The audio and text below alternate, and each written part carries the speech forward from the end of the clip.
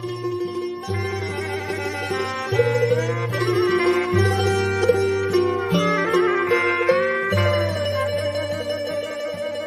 นผู้ฟังกำลังให้เกียรติรับฟังสถานีวิทยุเจียงใหม่มหานคร FM 107.25 เมกะเฮิรตซ์อันดับต่อจากนี้ไปเจิญอู้จ๋ากำเมืองกับดีเจคำเพชรเจ้า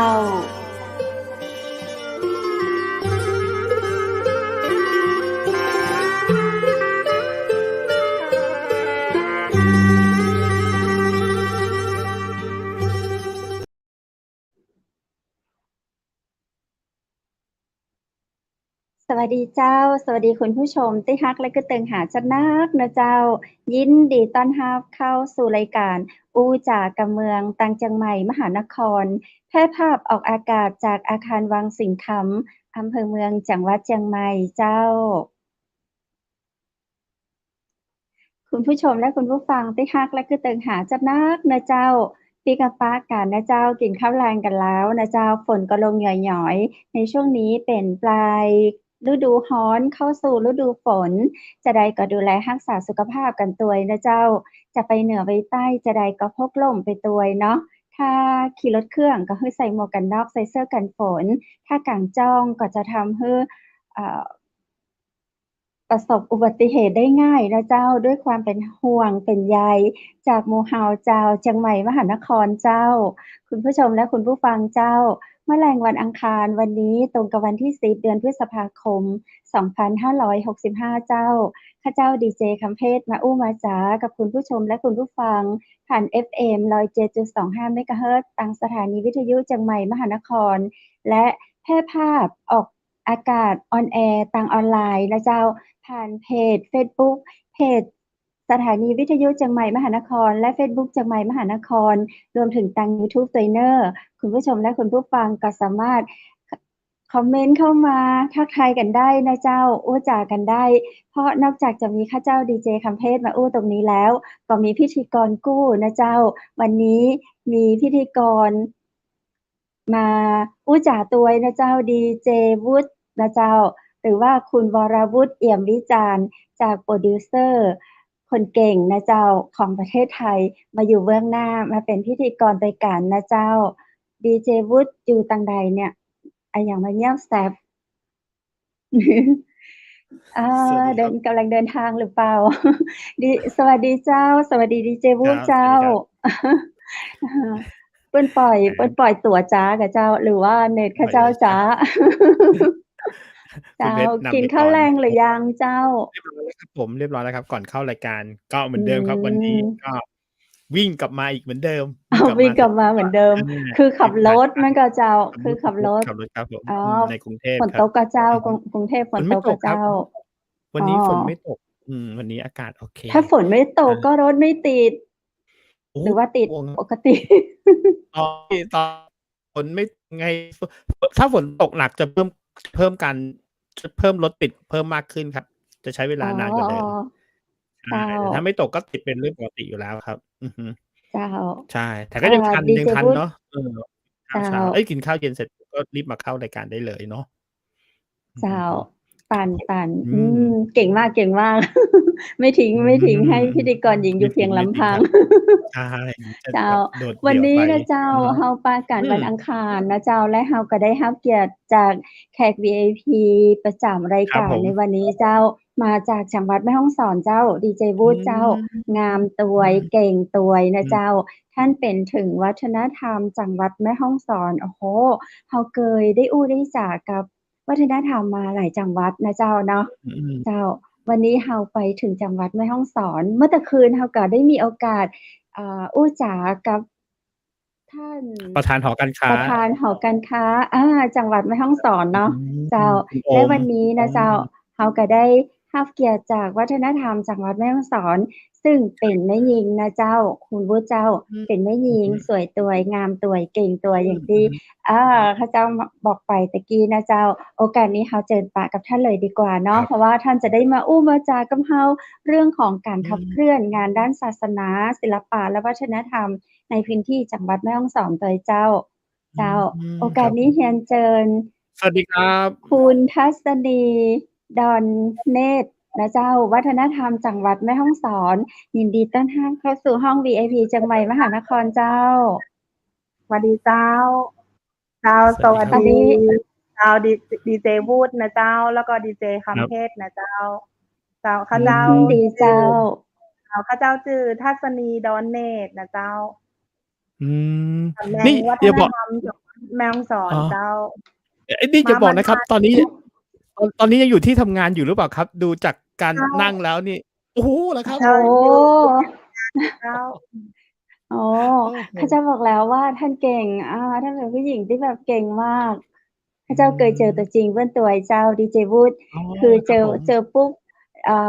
สัมผัสได้เลยถึงความแบบ อื โอ้โฮ เป็นผู้ ม หญิงที่มีพลังด้านในอะ ๆ มีแรงดึงดูดที่แบบ เราอยากเข้าใกล้ แต่เราไม่กล้า ครับ อืม เจ้า เจ้า พี่ทัศนี ขอบคุณ เป็นวัฒนธรรมที่แม่ฮ่องสอนมากี่ปีแล้วอะครับ? เพิ่งได้รับคำสั่งแต่งตั้งให้เป็นวัฒนธรรมจังหวัดแม่ฮ่องสอน เมื่อวันที่ 23 ธันวาคม อื 2564 เจ้า ม แต่ว่า อื เดิน ม ทางมาปฏิบัติราชการในวันที่ 7 มกราคม อืม 2565 เจ้า ตอนนี้ปฏิ ค บั รับ ติหน้าที่ในจังหวัดแม่ฮ่องสอนมา 4 เดือนเจ้า ดีเจวูดเจ้า อ๋อ โอ้ ครับ แล้วก่อนหน้านั้นน่ะครับ พี่ทัศนีถามได้ไหมครับ อยู่ที่ไหนมาก่อนน่ะครับ? ได้เจ้า ก่อนหน้านี้เป็นผู้อำนวยการกลุ่มกิจการพิเศษเจ้า อือยู่สำนัก ม งานวัฒนธรรมจังหวัดเจียงไฮ้เจ้า อ๋อ แต่ อ๋อ แต่ตอนปี 2545 เจ้า ข้าเจ้าเคยบรรจุเข้ารับราชการครั้งแรกที่จังหวัดแม่ฮ่ครับ องสอนนะเจ้า อ้อ ตอ เนนหรอคั ้ รั น บ? ข้าเจ้า ตอนนั้นข้าเจ้าเป็นนักวิชาการศึกษาเจ้า บรรจุใน ตำแหน่งนักวิชาการศึกษา 3 สำนักงาอืนศึกษาธิ ม การอำเภอเมืองแม่ฮ่องสอนเจ้า อยู่ป อ๋ฏิบัติหน้าที่ อ ในจังหวัดแม่ฮ่องสอนปี 2545 ถึงปี 2547 เจ้า ก่อ อื ก่อนที่จะ ได้ ม ย้ายไปทำงานอยู่จังหวัดน่าน แล้วก็ปีก อเจ๋ียงอ ไฮ้เจ้า แล้วก็ได้มีโอกาสไป ปฏิบัติหน้าที่เป็นผู้อำนวยการกลุ่มยุทธศาสตร์และเฝ้าระวังทางวัฒนธรรมที่จังหวัดชลบุรีเจ้า ตอนปี โอ้ 2558 แล้วก็ปีกมาอยู่เจียงไฮ้ปี 2560 อืแล้วก็ปี ม 2565 ก็ได้มาเป็นวัฒนธรรมจังหวัดแม่ฮ่องสอนเจ้า จังหวัดแม่ฮ่องสอนนะครับ อื อ๋อ เจ้า ม ครับ ฮะ เจ้า ท่านบร ส ร ำห จรุับ เดือนแรก เจ้า ปี 45 เจ้า 2545 เจ้า ค19 รปับ ีค่ะ ดีเจคำเทศ อื เจ้า ม เจ้า อ๋อ 19 ปีได้พลิกมาทำงานที่จังหวัดแม่ฮ่องสอนนะเจ้า มีความภาค ผม ภูมิใจนะเจ้า ในการปฏิบัติหน้าที่ราชการที่อยู่ภายใต้ของกระทรวงวัฒนธรรมนะเจ้า อื สำหรับภาพ ม นี้นะเจ้า ก็เป็นภาพที่ ร่วมรณรงค์นะเจ้า การสวมใส่ การใช้ผ้าไท อื ย ม นะเจ้า ก็ใน ธีมของรักผ้าไทย รักความเป็น โอ้ ไทย สวยมนะาก เจ้า ก็ ครับ ร่วมสวมใส่ผ้าไทย อนุรักษ์ความเป็นไทย เพื่อสร้างอืรายได้ม ให้กับชุมชนนะเจ้า กระตุ้นเศรษฐกิจฐานราก แล้วก็ส่งเสริมให้พี่น้องที่ ทั้งกลุ่มทอผ้านะเจ้า ทุกชาตคริับ พันธุ์นะเจ้า ก็ ได้ คือกระตุ้นเศรษฐกิจฐานราก ก็คืออยากจะส่งเสริมให้ อืม ในพื้นที่ให้นะเจ้คนรูา ้จัก ได้มีครับ ราย ผ้า ได้ ไทย เจ้า แล้วเหมือนเสือื้อตัวม นี้ที่ข้าเจ้าใส่นะเจ้า ก็เปอา ็น ครเัสบ ื้อที่มีลายเอื้องแซ้นะเจ้า อืลายเอื้องแซ้ ม เป็นลายอัตลักษณ์นะเจ้า ของจังหวัดแม่ฮ่องสอนนะเจ้า ซอืึ่ง ม ลายอัตลักษณ์ ซึ่งเป็นลายเอื้องแซ้ ราชินีกล้วยไม้หอมแห่งเมืองสามหมอ๋อ อกนะเจ้า อืก็เป็น ครับ ลายอัตลักษณ์ของจังหวัดนะเจ้า โดยท่านผู้ว่าราชการจังหวัดนะเจ้า ท่านเชษฐา โมศิกราชนะเจ้า ท่านก็ได้ ครับ ประกาศลงนามให้ลายเอื้องแซ้ ราชินีกล้วยไม้หอมแห่งเมืองสามหมอก เป็นลายอัตลักษณ์ของจังหวัดแม่ฮ่องสอนนะเจ้า ลงนามเมื่อวันที่ 25 มกราคม 2565 อืนะเจ้า ม โดย อือฮึ ลายนี้นะเจ้า ก็จะประกอบไปด้วย ดวงดาวนะเจ้า ดวงดาวก็คือ อ๋13 อ ชาติพันธุ์ ของ ครับ จังหวัดแม่ฮ่องสอนนะเจ้า อ๋อ เรียงร้อยความ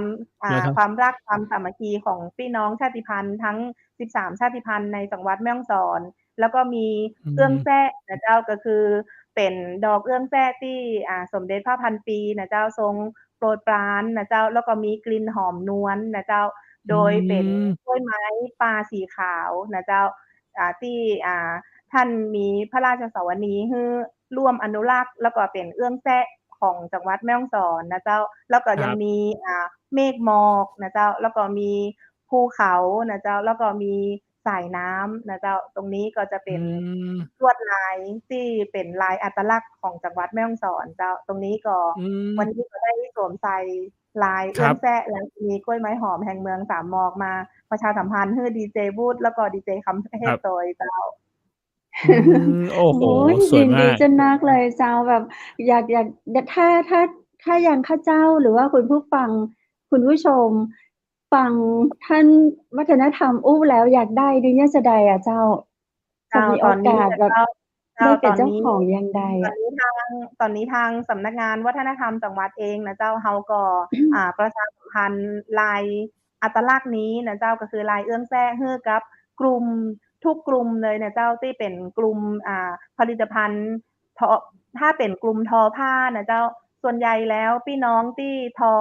ลายเอื้องแซ่เนี่ยก็จะเป็นพี่น้องชาติพันธุ์กะเหรี่ยงนะเจ้าเวลาทอเนี่ยก็จะเป็นทอกีเอวนะเจ้าทอกีเอวก็ทอออกมาลวดลายก็ตอนนี้ที่ผลิตอยู่เนี่ยจะเป็นบ้านใหม่พัฒนาที่อำเภอขุนยวมนะเจ้าแต่ถ้าเป็นความถนัดของพี่น้องม้งนะเจ้าพี่น้องม้งที่บ้านนาปะแปงนะเจ้าอันนี้ก็จะถนัดในเรื่องของปักนะเจ้าปักออกมาเหมือนเฮาปักข้อซีดนะเจ้าแต่สำหรับผืนนี้นะเจ้าที่ปักอยู่บนเสื้อของข้าเจ้าเนี่ยนะเจ้าอันนี้จะเป็นของแม่ครูอาลีนะเจ้าก็คือความถนัดของพี่น้องไทยใหญ่นะเจ้าพี่น้องไทยใหญ่จะถนัดในการปักด้วยจักรแต่ว่ามีการเปลี่ยนลวดลายนะเจ้าเปลี่ยนลวดลายก็คือจะถอดลายออกมาแล้วก็ใช้ตกแต่งนะเจ้าใช้ตกแต่งออกมาเป็นลวดลายที่เห็นเนี่ยเจ้าครับ ตรงนี้นะ โอ้โห แล้วแต่เลยนะตอนนี้ก็ยังนำเสนอให้กับกลุ่มเครื่องเงินนะเจ้าเครื่องเงินของพี่น้องบ้านละอูบนะเจ้าพี่น้องบ้านละอูบที่อยู่ตำบลห้วยห้อมอำเภอแม่ลาน้อยนะเจ้าก็ยังส่งเสริมว่าลายเอื้องแซ่ราชินีกล้วยไม้หอมแห่งเมืองสามมองเนี่ยเป็นลายอัตลักษณ์ของจังหวัดแม่ฮ่องสอนถ้าเราทำเป็นเหมือนที่นะเจ้าหรือว่าเข็มกลัดนะเจ้าเป็นล็อกเก็ตหรือบางทีอาจจะเอาลายเนี่ยไปอยู่บนกระดุมที่เป็นเสื้อที่อยู่บนเครื่องเงินที่เป็นกระดุมเม็ดเงินเนี่ยนะเจ้าก็สามารถที่จะเห็นเป็นลวดลายนะเจ้าก็สามารถที่จะเอามาต่อยอดนะเจ้าต่อยอดแล้วก็ทำให้เฮาเนี่ยมีความภาคภูมิใจนะเจ้ามีความภาคภูมิใจที่จะสวมใส่นะเจ้าสวมใส่กับลายอัตลักษณ์เจ้าในหลายๆกลุ่มเจ้าครับเดี๋ยวต้องบอกทางทีมงานขอลองขอภาพเต็มของท่านวัฒนธรรมหน่อยครับอยากจะเห็นลายชัดๆนิดนึงครับทีมงานครับลองกดเป็นภาพเต็มครับไม่ครับเดี๋ยวเขาจะกดเป็นภาพท่านวัฒนธรรมเต็มเลยโอ้แม่ดูความทันสมัยของลองปลดภาพนี้ไปก็ได้ครับเป็นทีมงานลองให้ภาพท่านวัฒนธรรมเต็มจอก็ได้ครับผมปลดภาพที่เนี่ยไปเหมือนตอนที่กดภาพพี่เปิดภาพพิธีกรออกให้เห็นภาพเต็มมาลันโอเคพอเห็นได้ป่ะได้ไหมครับเดี๋ยวนะอาจจะช้าค่ะ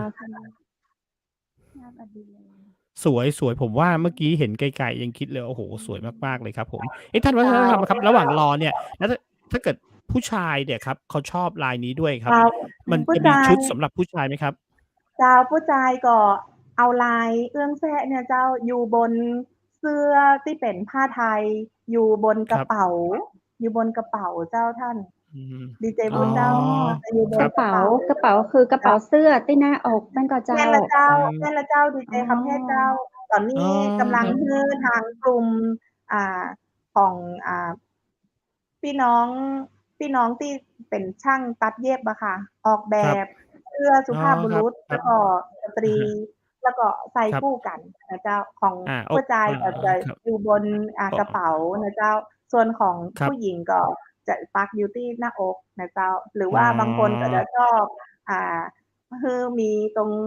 บริเวณ ครับ ตรงสาบเสื้อตรงหน้า หรือว่าอาจจะครแตับ ่งตรงชายด้านล่างอืนะเจ้า ม บางคนก็เอคารับ ลายผ้าของพี่น้องม้งเอามาแต่งตรงแขนเสื้อนะเจ้า ซคึ่รงับ ลวดลาย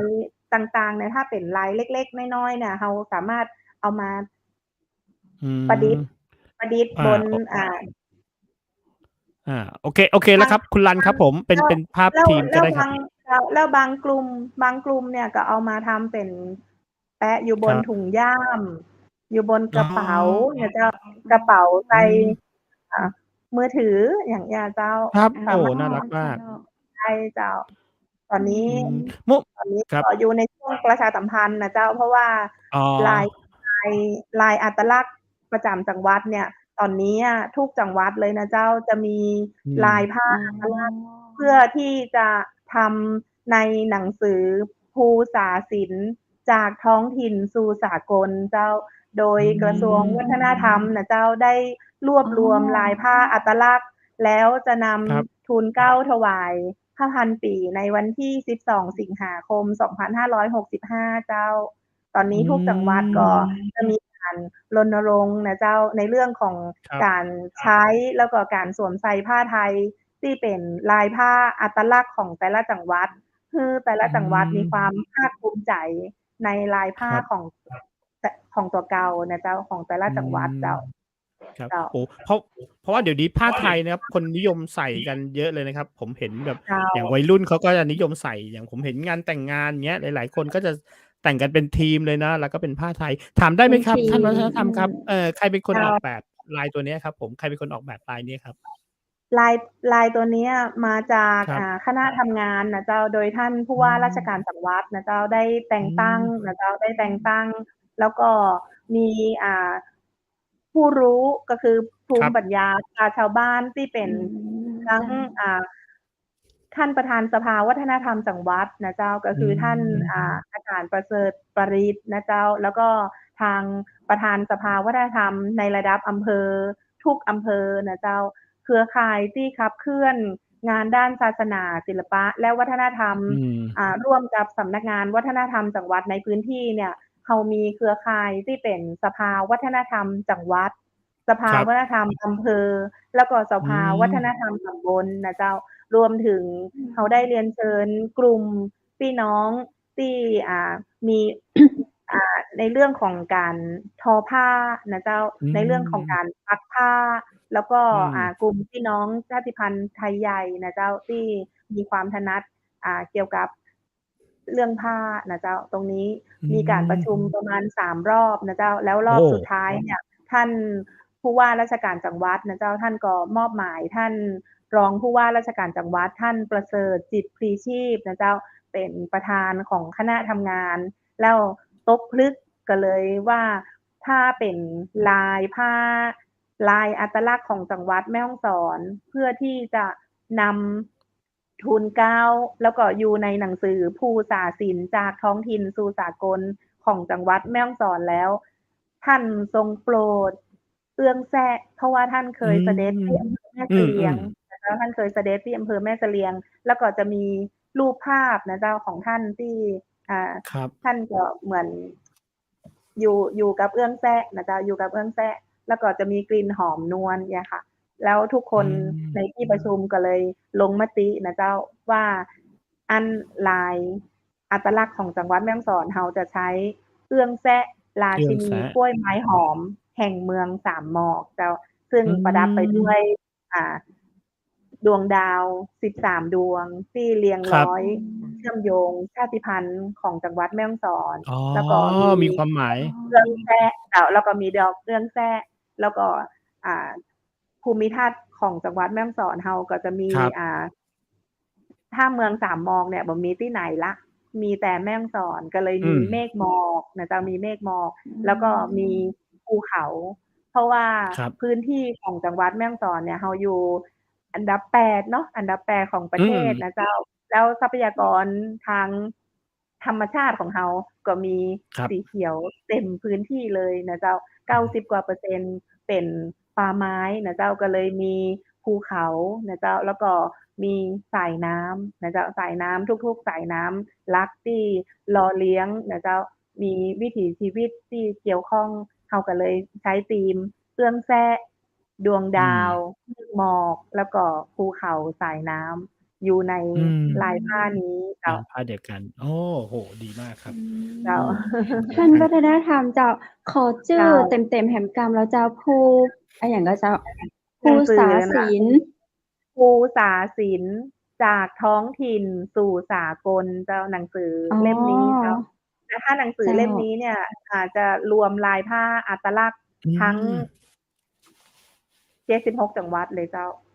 อือหือ แต่ละจังหวัด อ๋อ อย่างถ้าของเชียงใหม่ ครับ ก็จะเป็นอย่างก็หงส์ในโคมเนี่ยค่ะเชี อื ยงแสน ม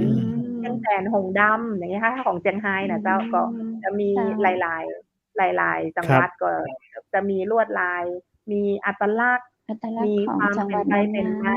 เจ้ามีความเป็นไป อืม เป็นมา แล้วก็ทั้งทุนทางวัฒนธรรมที่มีอยู่นะเจ้าตรงนี้นะเจ้าก็บ่ อือฮึ รู้ว่าคณะกรรมการคณะทำงานของแต่ละจังหวัดจะใช้อัตลักษณ์ตัวไหนมาชูในเรื่องของลายผ้าอัตลักษณ์เจ้า อืม โอ้โฮ ดีมากนะ อันนี้ต่อไปจะมีแทบทุกจังหวัดไหมครับ ท่านวัฒนธรรมครับ? มีทุกจังหวัดเจ้า มี อ๋อ ทุกจังหวัด แต่ละจังหวัด โอ้ ก็จะบ่เหมือนกัน เพราะว่า ครับ บนพื้นฐานความเป็นอัตลักษณ์ของแต่ละที่ก็ อืม จะบ่เหมือนกั จะ น แตกต่าง เจ้า กัน อื เจ้า ม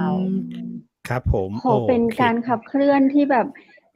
เก่งมากเลยเนาะ เป็นโครงการระดับประเทศเลยเมื่อกับเจ้า อันนี้ อื เจ้า แล้วเรา แม่ ก็ น เลย เจ้า มีทุกจังหวัดเลย ก็คือ เจ้า มาจากกระทรวงวัฒนธ วั รร ฒ ม น นี่ ธร ค่ะ รม เป็น เจ้า ครับ เจ้า โด ครับ ยขณะนี้นะเจ้ากระทรวงวัฒนธรรมเองนะเจ้าเราก็ได้รับนโยบายจากรัฐมนตรีว่าการกระทรวงนะเจ้า โดยท่านอิทธิพลคุณปลื้ม อื นะเจ้า ม ท่านก็ฮื้อนโยบายนะเจ้าว่าขณะนี้เนี่ยกระทรวงวัฒนธรรมเองเนี่ยตอนนี้เราจะเปลี่ยนสถานะกระทรวงนะเจ้า โดยปรับจากกระทรวงทางสังคม แต่ตอนนี้เราจะเคลื่อนไปเป็นกระทรวงสังคมกึ่งเศรษฐกิจนะเจ้า อื ที่ได้รับ ม การยอมรับทั้งในและต่างประเทศนะเจ้า โดยการสืบสาน รักษา แล้วก็ต่อยอด แล้วก็เสริมสร้างธรรมาภิบาลนะเจ้าในการดำเนินงานนะเจ้า โดยปลุกวัฒนธรรมในตัวคนไทยให้ตื่นนะเจ้า แล้วก็สนับสนุนความคิดสร้างสรรค์นะเจ้า แล้วก็เพื่อสรรสร้างสินค้าผลิตภัณฑ์ทางวัฒนธรรมไปสู่ตลาดโลกนะเจ้า โดยขณะนี้เนี่ยเราก็จะเห็นนะเจ้าว่าการที่จะนำทุนทางวัฒนธรรม อืม ในเรื่องของการยกระดับ Soft Power เนาะที่เพิ่นใช้ ครับ คำว่า Soft Power นะเจ้า โดยกระทรวงวัฒนธรรมเองนะเจ้าก็ได้หนุนเสริมนะเจ้าในเรื่องของการผลักดัน Soft Power หรือทุนทางวัฒนธรรมในพื้นที่นะเจ้า โดยขณะนี้นะเจ้าถ้าอู้ถึง Soft Power เนี่ยก็คิดง่ายๆ ก็คือในเรื่องของ 5F นะเจ้าที่กระทรวงวัฒนธรรม อืม ขับเคลื่อนอยู่นะเจ้า F แรกก็คือในเรื่องของฟูด ฟ ครั ู บ ดในที่นี้ตอนนี้ทั้งททท. นะเจ้า ททท. ก็เคลื่อนไปแล้วนะเจ้า มิลลิเอา Soft อื Power อ ๆ ข้าวเหนียวมะม่ ข้าว ว เหนี ง ยวมะม่วง นะเจ้า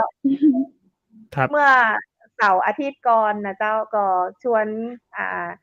มีงานชวนทานข้าวเหนียวมะม่วงนะเจ้า อื โดย ม กระทรวงวัฒนธรรม โดยสำนักงานวัฒนธรรมจังหวัดแม่ฮ่องสอนนะเจ้าก็ได้ ครับ ไปร่วมกับทางททท. นะเจ้า โดยการนำผ้าลายผ้าอัตลักษณ์ที่พี่น้องกลุ่มชาติพันธุ์แต่ละพื้นที่ในจังหวัดแม่ฮ่องสอนนะเจ้าเราก็เอาไปร่วมจัดนิทรรศการ แล้วก็ชวนพี่น้องกลุ่มดอยเตอร์นะเจ้าไปนำเสนอเส้นทางท่องเที่ยวชาติพันธุ์ อื ใน ม งานโดยนะเจ้า แล้วก็มีทางเครือข่ายสภาวัฒนธรรมของอำเภอปายนะเจ้าก็นำในเรื่องของน้ำสมุนไพร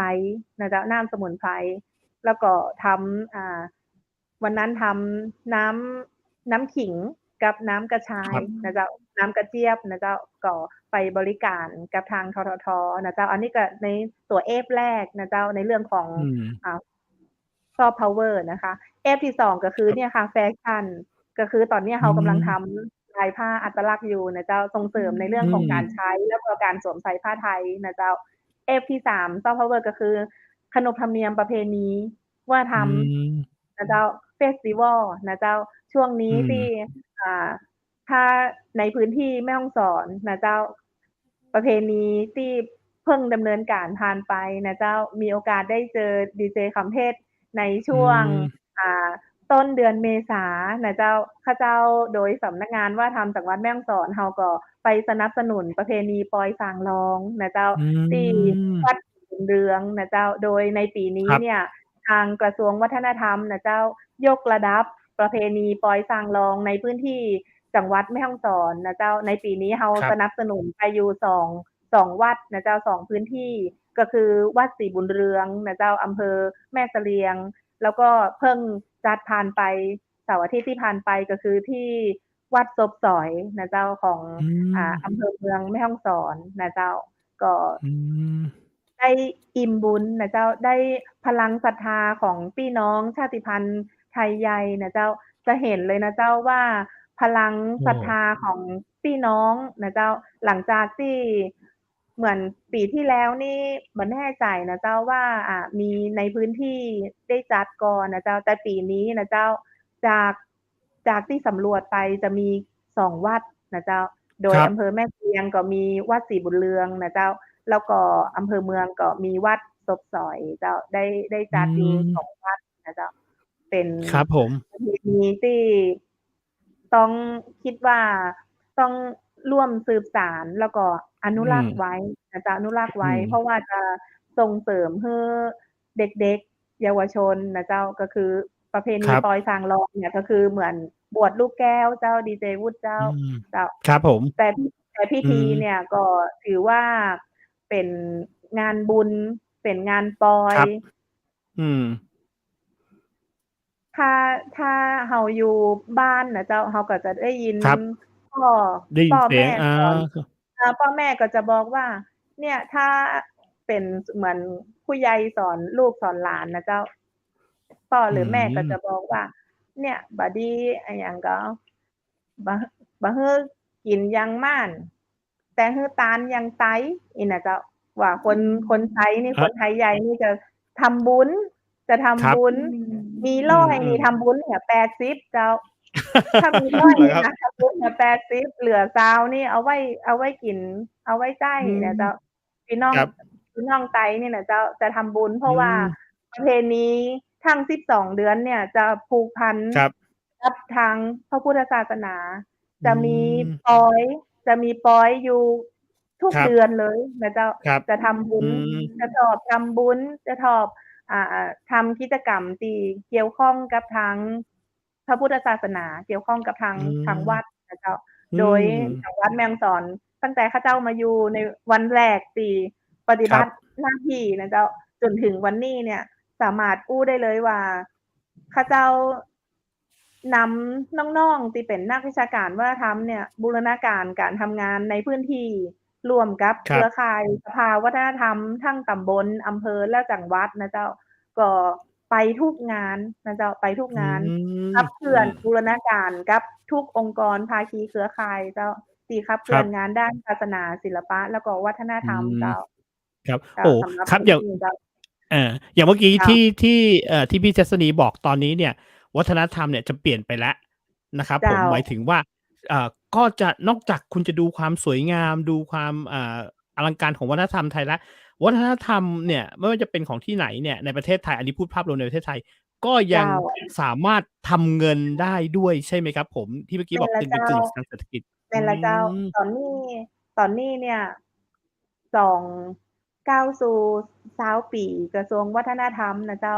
มุ่ง ครับ ที่นอกจากจะให้พี่น้องประชาชน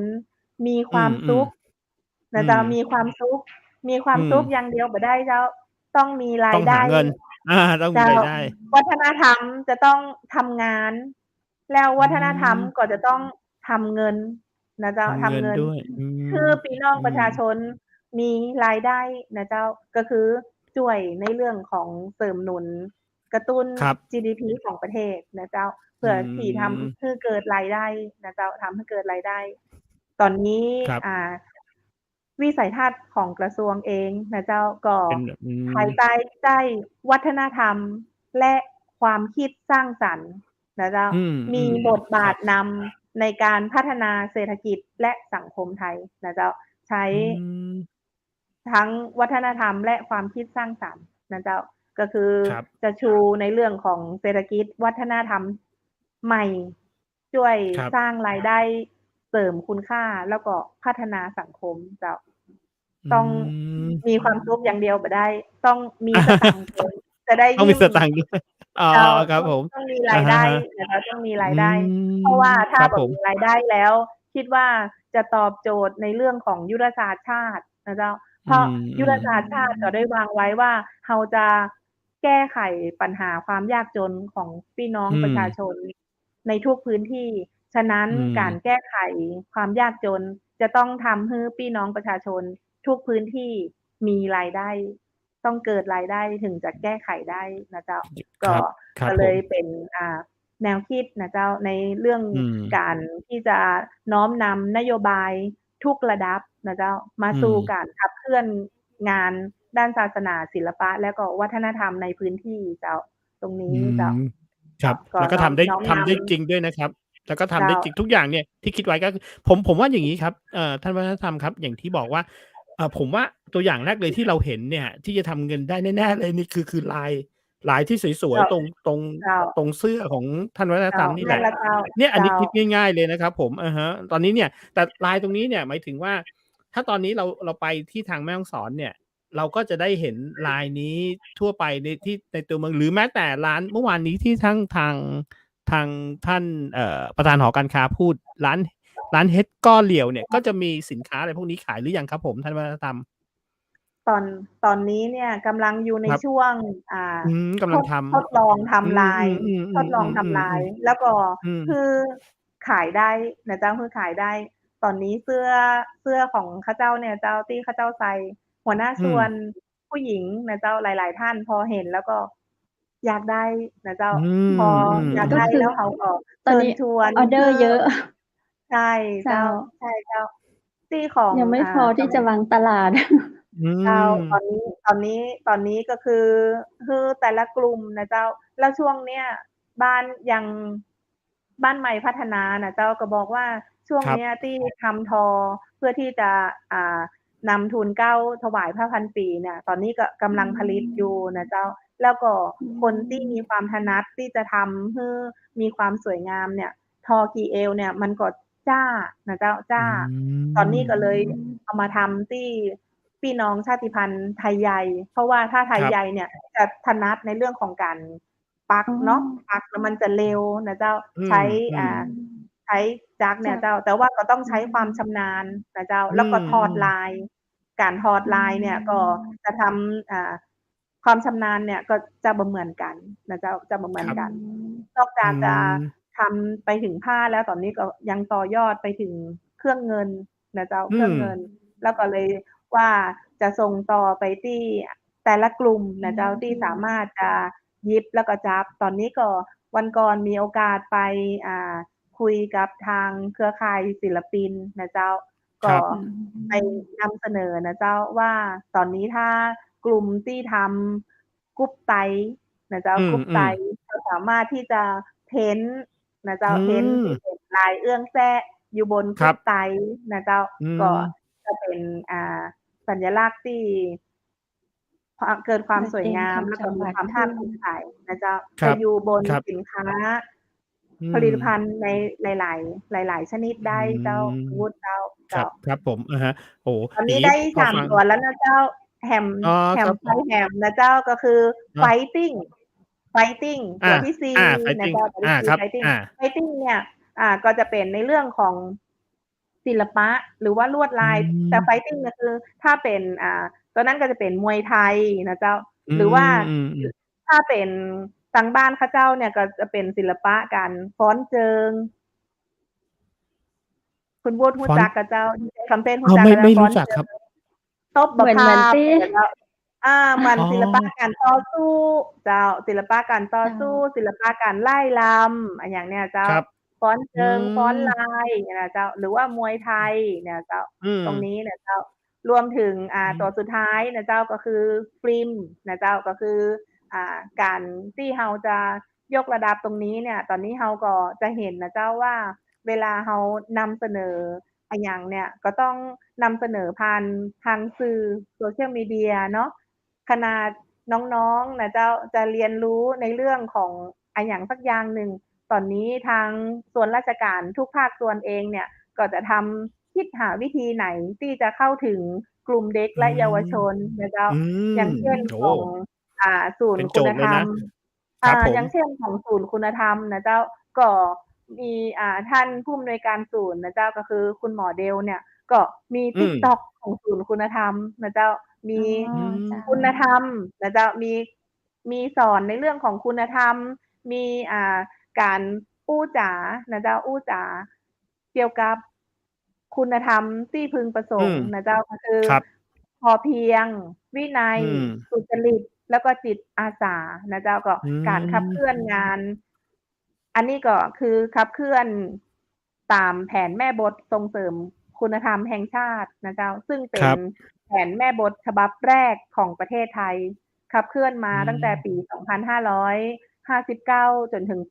ปีนี้นะเจ้า เป็นแผน อื ฉบับแร ม ก แผนฉบับที่ 1 ถึงปี 2565 นะเจ้า ที่จะ ครัใบ ช้คุณธรรมนำการพัฒนา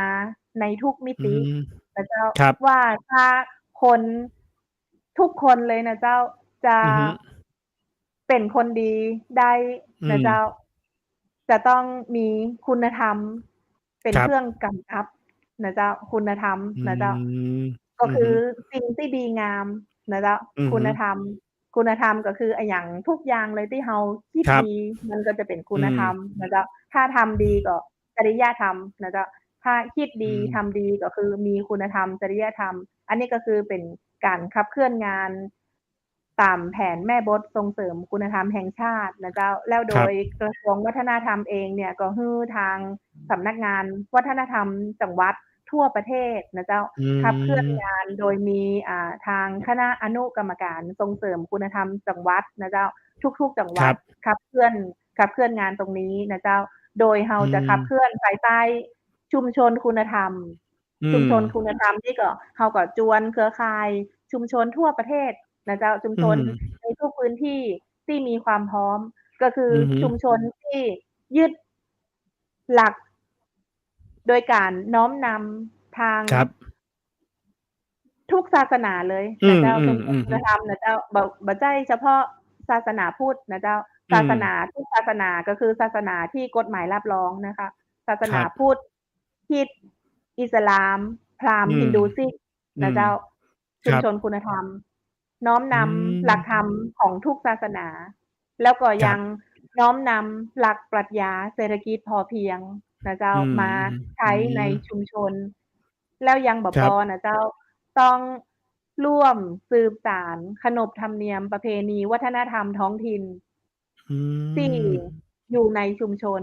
นะเจ้า ครับ รวมถึงการรวมกลุ่ม อืกลุ่ม ม ในที่นี้คือกลุ่มภูมิปัญญา กลุ่มปราชญ์ชาวบ้าน หรือกลุ่มที่ รวมกลุ่มกันแล้ว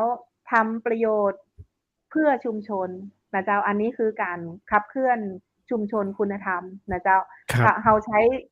ธีมว่า ขับเคลื่อนชุมชนคุณธรรม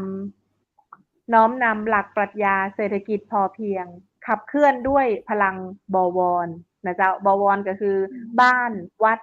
ราชการ หรือโรงเรีย อ๋ น อ เนี่ยเจ้า ครับ ตรงนี้ อือฮึ นะเจ้า ครับผแต่ม อือฮึ ตอนนี้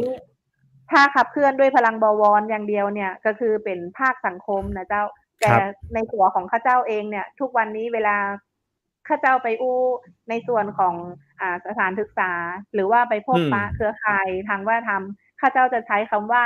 บวร plus นะเจ้า บวร บ plus วร หมายถึง plus อะไรครับ? เจ้า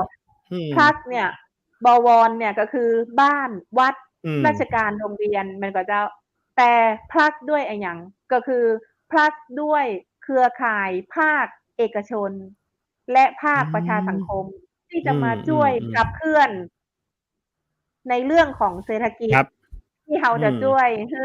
พี่น้องประชาชนในพื้นที่มีรายได้ ครับ นะเจ้า ฉะนัค้น รับ เราจะ ค ต้องจับมือให้กับกลุ่มที่จะมาช่วยหนุนเสริมใน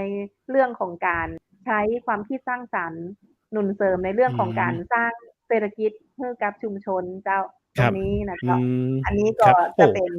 Soft Power นะเจ้า ใช่ 5F ครนะ ับ เจ้า อื 5F นะเจ้า 5F คร วันนที้ ั้ง ครบเลยนะคเจรั้บ า ครบ อืทั้ง ม 5F นะเจ้า แล้วก็ อืใน ม พื้นที่ของจังหวัดแม่ฮ่องสอน ก็ถือว่าเป็นจังหวัดที่มีอัตลักษณ์นะเจ้า อัตอืลักษณ์ที่ ม โดดเด่นนัก ๆ เลยนะเจ้า นัก ๆ เลย ใน ครับ จังหวัดแม่ฮ่องสอนเนี่ย แค่เห็นคำขวัญนะเจ้า อืม คุณวุฒิจะเห็นคำขวัญของจังหวัดแม่ฮ่องสอนนะเจ้า ครับผม อะฮะ หมอก หมอก 3 ฤดู ดอือยกองม มูเสียดฟ้า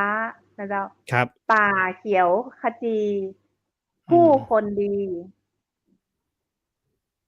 ผู้คนดี ประเพณีงาม เจ้า อืลือนาม ม ถิ่นบัวตองนะเจ้า อันนี้ ครับ อยู่ 4 เดือนนะเจ้า เก่งครับ เก่งครับ ท่องได้แล้วครับเจ้า ผม อะฮะ เจ้า ใช่ครับ มีคำว่า อืม ผู้ โอ้ คนดีนะเจ้า ผู้ อืคนดีม เนี่ยจะตอบโจทย์ในเรื่องของการเนี่ยเจ้า ขับเคลื่อน ครับ แผนแม่บทส่งเสริมคุณธรรมนะเจ้า อืม ท่านผู้วค่ารับ ราชการจังหวัดนะเจ้า ท่านก็คือนโยบายนะเจ้า เมื่อวันก่อนนะเจ้า ตอน ที่ผู้ว่าราชการพบสื่อนะเจ้าเนาะ ดีอืเจ คำเพ็ญ ม เนาะ ได้ ท่าน เจ ก็ ได้ บอก เจอ ว่า ท่านทัศ ถ้า นีด้วย เจ้า ถ้ามาแม่ฮ่องสอนเนี่ย รับรองเลยนะเจ้า ผู้คนดีนะเจ้า ผู้คนดี ของหายเนี่ยได้คืน อื นะเจ้า ม ท่าน โอ้ การั ตร น งนี้ ตี สำคัญ บอก หายน้อย ของ มาก หายได้คืนเจ้า ของ อื หาย ม ได้คืนนะเจ้า ค ในที่แม่ ช่ ฮ่องสอนเนี่ย ๆ จริง เป็นมิตรนะเจ้า เป็นมิตรนะเจ้า มีความ ใช่ อันนี้เห็นด้วย เจ้า มีความที่ถือว่า อ่อนโยนนะเจ้า อา ถื เป็น ถ กืัอว่า นเองต่อ ใช่เจ้า อา ครับผม อะฮะ จา ท่ก าน ที่ ท่าน จากที่ อได้ ืม อยู่เจ้า ได้สัมภาครษณั์บ น้อง ๆ นะเจ้า ครับผม ส่วนใหญ่แล้วเจ้า ใช่ครับ ท่าน ท่าน เอ่อ ท่านวัฒนธรรมครับ อย่างงี้เมื่อวานเนี้ยผมได้คุยกับทางท่าน หอการ ทาค้งา ประธานหอการค้าแล้วล่ะครับผม เอ จย่า้งา งี้ ตอนนี้เนี่ยโควิดเนี่ย เมื่อวานประธานหอการค้าก็พูดมาแล้วส่วนหนึ่ง แต่ตอนนี้อยากได้ยินคำยืนยันของท่านวัฒนธรรมอีกส่วนหนึ่งเหมือนกันว่า เนี่ยพอหลังจากนี้แล้วเนี่ย ไม่ว่าจะเป็นงานประเพณีต่าง ๆ เนี่ย ของแม่ฮ่องสอนเนี่ย จะกลับมาเป็นเหมือนเดิมแล้ว ใช่ไหมครับผม หลังจากนี้ต่อไป? เจ้า จาก อื มาตรการที่ อืม มีการผ่อนคลายนะเจ้า อืผ่อนคลาม ยแล้วนะเจ้า ในช่วงนี้นะเจ้า จะสังเกตเห็นนะเจ้าว่า จากที่จัดงานประเพณีปอยสั่งลองอเืองที่ ม ๆ ศรีบุญเรืองนะเจ้า ช่วงนั้นเนี่ยก็ยังเป็นช่วง อา ถือว่า พีก ๆ เลพีก ยนะ ได้เนาะ อา เจ้า คพีก รัเบ นาะ ๆ เพราะว่าช่วง 31 มีนา อืม ถึง 3 เมษานะเจ้า คนก็จะ อืม บ่ค่อยเยอะนะเจ้า แต่ เมื่อวันที่ 25 นะเจ้า ที่ผ่านมาเนี่ยนะเจ้า จะสังเกตเห็นว่าประเพณีปอยสั่งร้องที่ ที่เราได้วางแผนกับทางวัดศพสอยนะเจ้า ที่ได้ลงไปประสานงาน แล้วก็จัดกิจกรรมนะเจ้า ก็คื อื อ อฮึ วันที่ 5 6 7 8 เนี่ยเจ้า เสาร์อาทิตย์ที่ผ่านมานะเจ้า ครับ ขบวน รวมถึงพี่น้องนะเจ้า พี่น้องประชาชนในพื้นที่นะเจ้า ก็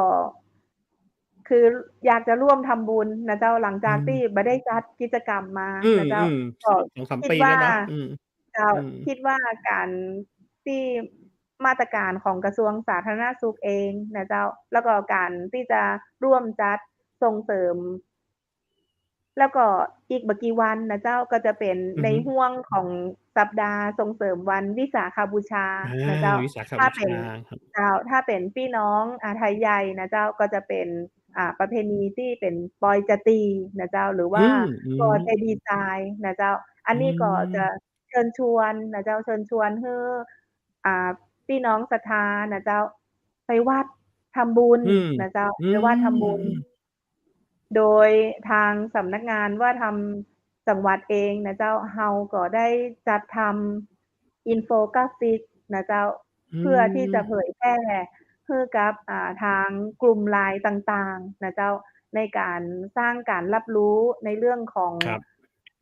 โควิดนะเจ้าโควิด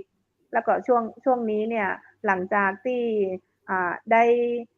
ร่วมประชุมนะเจ้าแล้วก็พูดคุยกับเครือข่ายนะเจ้าก็คิดว่าการเนี่ยเจ้าที่จะส่งเสริมการท่องเที่ยวในจังหวัด ครับ แม่ฮ่องสอนเนี่ย คิดว่าอยากจะเชิญชว ต้ น องมี ให้ อ๋อ ทุกท่านมา คือ มาสัมผัสแอลเลยนะเจ้าแม่ฮ่องสอนเนี่ยถือได้ว่าแอลได้ ตลอดทั้ ทุ ง ก ปี ฤดูเลยนะเจ้า ทั้งปี แอล นะครั ได้ บ ทุกฤดูเลยนะเจ้า โดยเฉพาะทั้ง12 เดือนเนี่ย ถือว่าถ้าได้มาแล้วก็จะเห็นอัตลักษณ์นะเจ้าอัตลักษณ์ทุนทางวัฒนธรรมที่เรามีอยู่เนี่ยก็อยากจะเชิญชวนให้ได้มาสัมผัสนะเจ้ามนต์เสน่ห์ของเมืองแม่ฮ่องสอนนะเจ้า แม่ฮ่องสอนแหมโอ้โฮนี่ครับอย่างที่บอกว่า ก็ วัน คือ นี้ ไป ท่าน แม่ ท่าน ฮ่ วั อง ฒน สอ ธร น รมเนี่ ก็ ย สามารถสัมผัสมนต์แม่ฮ่องสอนนี้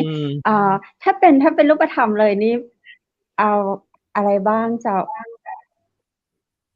อย่างน้ เรา อย ไป ๆ นะ สั่ง เจ้า ลองเราไปสั่งลองแล้วเนาะถ้าเดือนต่อไปเนี่ยเจ้าถ้านักท่องเที่ยวเราจะมาเจ้าเรามีอะไรอย่างแบบเด่นๆให้เปิ้นดีเจ้า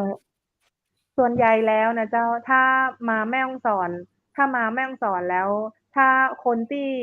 มาแล้วอยากจะมาสัมผัสแม่ฮ่องสอนเลยเนี่ย คิดว่าสิ่งหนึ่งที่จะดึงดูดได้เนี่ยก็คือ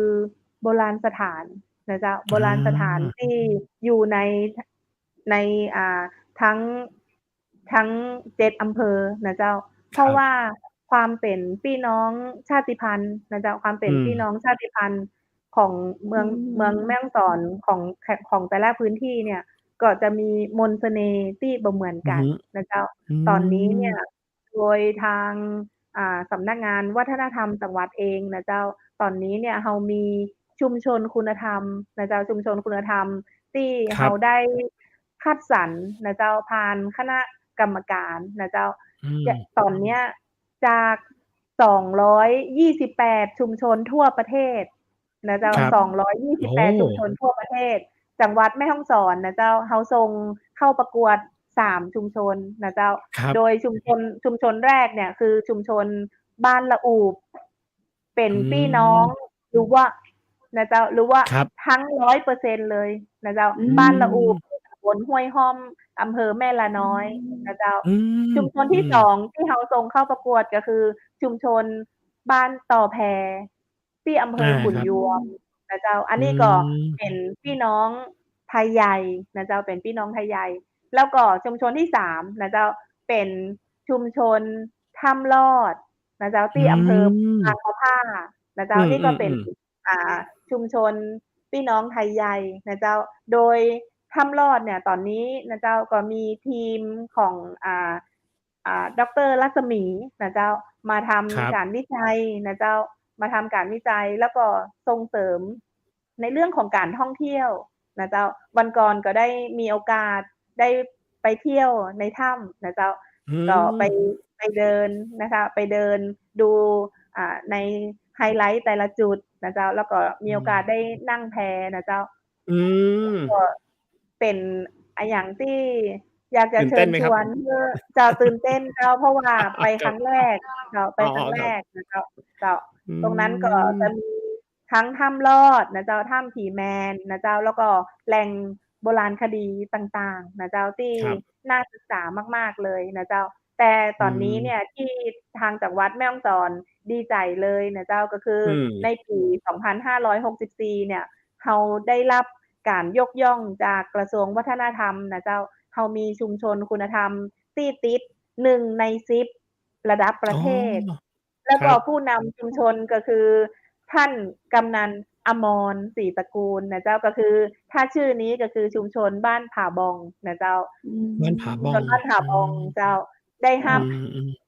รับรางวัลจากท่านนายกรัฐมนตรีนะเจ้าของปี2564เป็น1ใน10ของชุมชนคุณธรรมที่มีความพร้อมมีศักยภาพในการรองรับ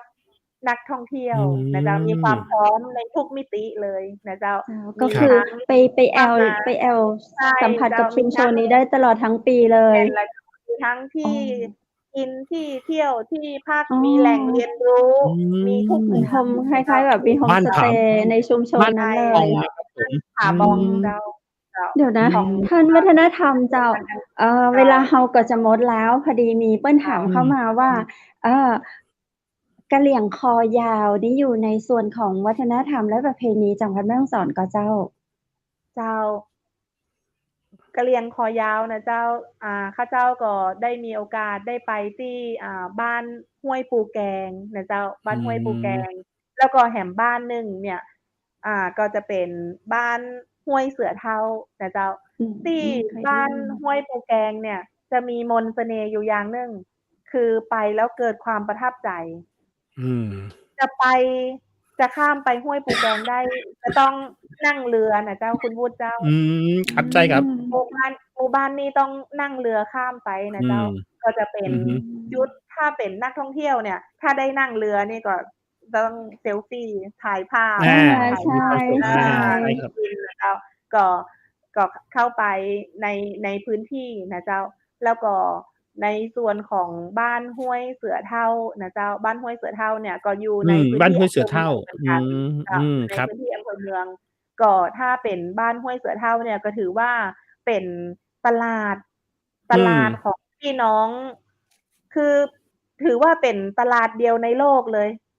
ที่มีพี่น้องชาติพันธุ์กะเหรี่ยงคอยาวกับกะเหรี่ยงหูใหญ่ เป็นแม่ค้า เป็นแม่ค้านั่งขายของ เป็นแม่ค้านั่งขายของนะเจ้า ยังบอกน้องๆเลยว่า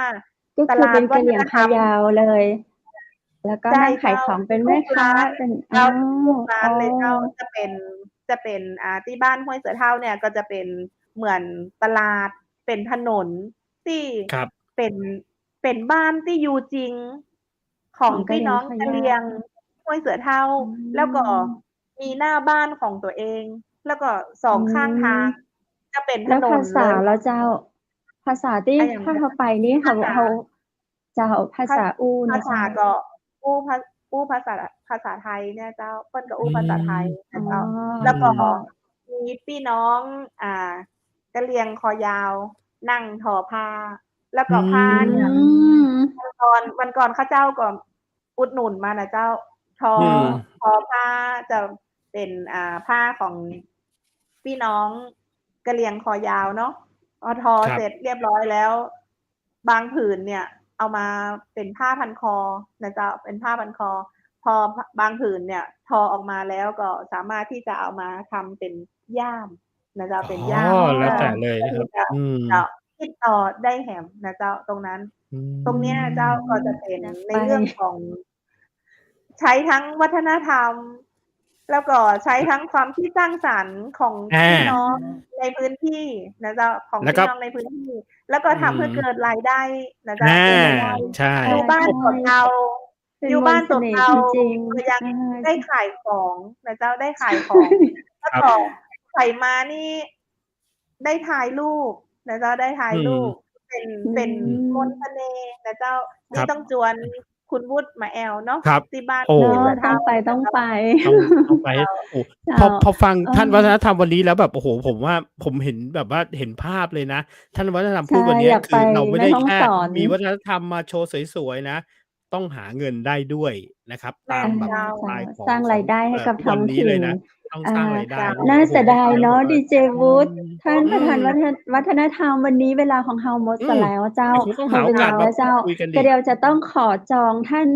วัฒนธรรมจังหวัดแม่ฮ่องสอนไว้ อยู่กับห้อง VIP เชียงใหม่มหานครก่อนนะเจ้า โอกาสหน้าเราจะมาอู้กันต่อกันแล้วกันเนาะ เป็นเอ เจ้า พิโซดต่อไป บ่เป็นหยังเจ้า แม้ว่าท่านจะไปย้ายไปอยู่จังหวัดใดๆ เจ้า จังหวัดมหานครก็จะตวย ก็จะตวย เพราะท่านแบบ โอ้โฮ ทั โอ้ ศ โฮ นวิ เก่ สั ง ยท่าม าน กครับ กว้าง ท่าน ไกล แบบ มาก แล้วก็คร ค อ รั บบ คลุม แล้วยังมีอีกเยอะเลยที่ท่าน ควรจะต้องคุยกับเรา ผ่านสื่อตรงนี้ให้กับนักท่องเที่ยว ให้กับแฟนรายการเนาะ ติด แต่ ตา วั ม นนี้ รั เว บ ลาห ฟ มดั ง แล้ กั ว น ใช่ อืม วันนี้ขอท่านส่งท้ายอยากประชาสัมพันธ์อย่างเพิ่มเติม เชิญ อืม เจ้า เจ้าอย่างใดก็ในช่วงนี้นะเจ้าจังหวัดแม่ฮ่องสอนเองนะเจ้าก็มีกิจกรรมดีๆนะเจ้าโดยทางสำนักงานวัฒนธรรมจังหวัดเองนะเจ้าตอนนี้เราจะมีกิจกรรมอีกหนึ่งกิจกรรมที่อยากจะเชิญชวนให้มาแอล ครับ จังหวัดแม่ฮ่องสอนก็คือเราจะมีกิจกรรมมหัศจรรย์มหกรรมมหัศจรรย์นกโตแม่ฮ่องสอนนะเจ้าเราจะจัดกิจกรรมในวันที่ จิงกะลา 20 พฤษภาคมที่จะถึงนี้นะ อ๋อ เจ้า อีก10 วันอีก10 วันรีบจองตั๋ว จะมีนกกิงกะลาประมาณ100 กว่าตัวเลยนะเจ้า โอ้ มาจัด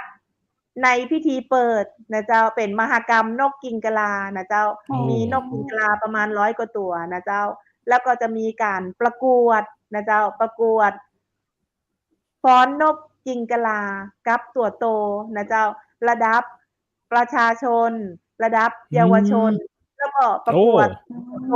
นะเจ้า และมีรางวัลแถมรางวัลหนึงเป็นรางวัลไฮไลท์นะเจ้า ก็คือ ครับ เป็น อยาก การ ไปชิม ถ่าย บ้างเลย ภาพ จิงกะลา บันทึกภาพ อื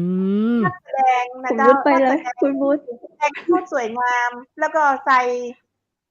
ปีกนกกิงกะลา แล้วไปบันทึกภาพตามสถานที่ท่องเที่ยวนะเจ้า แล้ว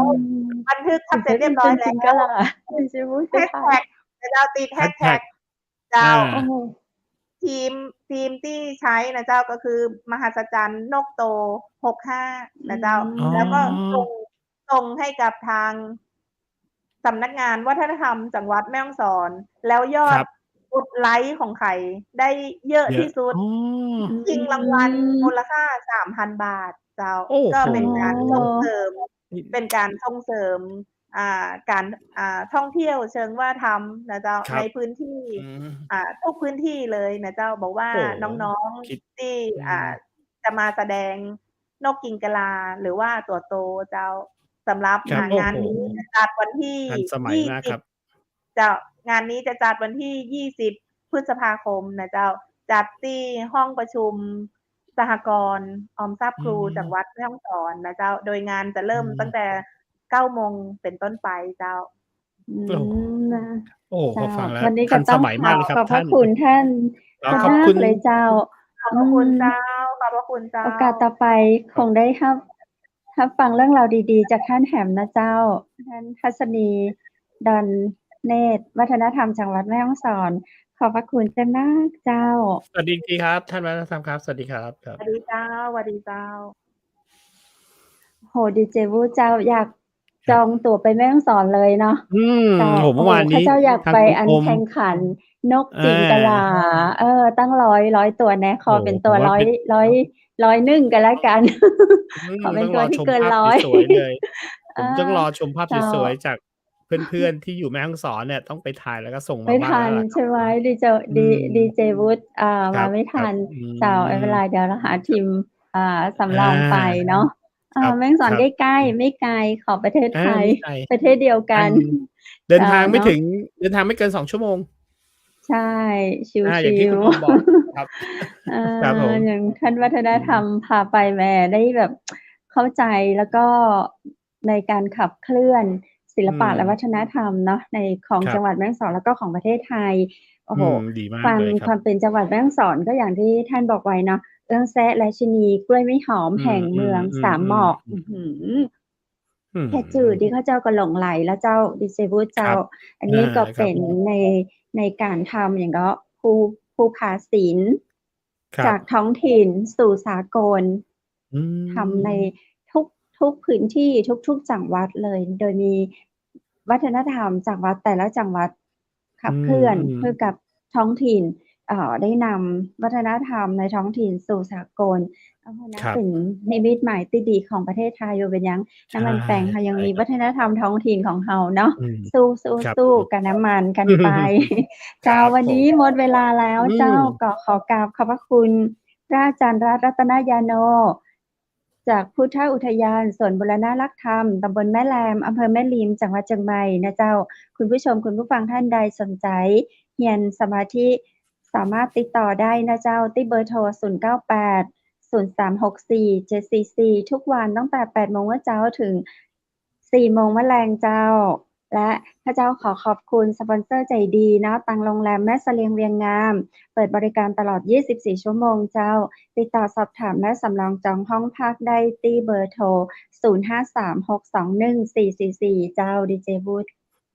ครับแล้วผมก็ต้องขอขอบคุณน้ำผึ้งสารวินนะครับน้ำผึ้งแท้นะครับน้ำผึ้งสารวินนะครับโทรได้ที่เบอร์0826166889นะครับอย่าลืมครับคิดถึงน้ำผึ้งแท้ๆต้องคิดถึงน้ำผึ้งสารวินครับเจ้าและข้าเจ้าก็ขอขอบคุณคอลลาเจนยาคูมินะเจ้าบริการส่งตรงถึงบ้านท่านเช่นกันนะเจ้าคอลลาเจนดีคอลลาเจนแท้จากปลาทะเลน้ำลึกมีส่วนผสมของทับทิมนะเจ้าให้ความหอมกลมกล่อมมีวิตามินซีและวิตามินอ e ีเนาะนอกจากจะมีคอลลาเจนแล้วก็ยังมีวิตามินอ e ีและวิตามินซีตัวคือผิวของเฮาเด้งใสออร่าชุ่มชื้นสุขภาพดีนะเจ้าท่านใดสนใจติดต่อได้ที่0654234107เจ้าและขอขอบคุณผ้าพิธีกรจากร้านผ้าพื้นเมืองชุดไทยใหญ่นะเจ้าท่านใดสนใจโทรถามได้ที่0987739789นะเจ้าจำหน่ายปลีกและส่งบริการส่งทั่วไทยตัวนะเจ้าและสุดท้ายข้าเจ้าดีเจคำเพชรดีเจวุฒิและทีมงานเชียงใหม่มหานครก็ขอขอบคุณคุณผู้ฟังที่ฮักทุกคนทุกท่านนะเจ้าในวันพรุ่งนี้ปิกอัปปากันแห่งใหม่กับเรื่องราวดีๆมีสาระตังขึ้นต่างเชียงใหม่มหานครนะเจ้าสำหรับค่ำคืนนี้ขอคุณผู้ชมและคุณผู้ฟังทุกท่านนอนรับฝันดีราตรีสวัสดิ์เจ้าสวัสดีครับ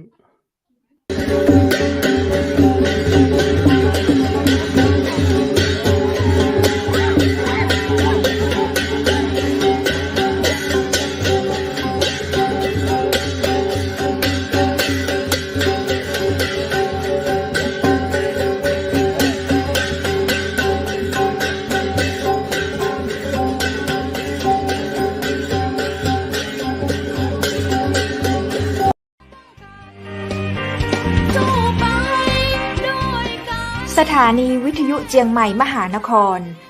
107.25 เมกะเฮิรตซ์ขอแสดงความห่วงใยและเป็นกำลังใจให้ทุกท่านในช่วงการระบาดของโรคโควิด -19 ในครั้งนี้เพื่อลดความเสี่ยงควรสวมหน้ากากอนามัยทุกครั้งล้างมือเป็นประจำขอให้อยู่ที่บ้านให้นักที่สุดด้วยความปรารถนาดีจากหมู่เฮาเจ้าเจียงใหม่มหานครสนับสนุนโดยกาแฟโกแม็กคอฟฟี่และโรงแรมแม่เสรียงเวียงงามโทร053-621-444และ081-595-2883